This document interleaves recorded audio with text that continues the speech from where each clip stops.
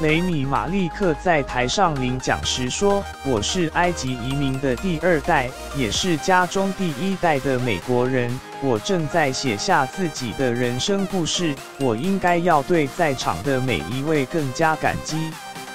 感谢每一个信任我的人，这是我用尽余生都会珍惜的一切。”他说：“我们拍了一部关于同性恋移民的故事，他理直气壮地活出了自己的一生，而我能够将他的一生在这里与你们分享庆祝，正代表着我们都渴望听到这样的故事。”波西米亚狂想曲 （Bohemian Rhapsody） 以皇后合唱团为故事背景，本届共入围5项奥斯卡。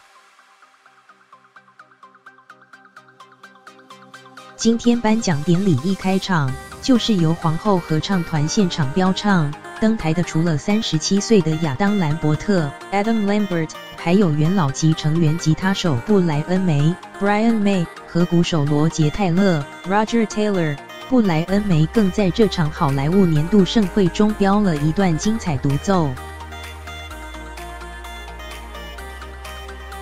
中央社。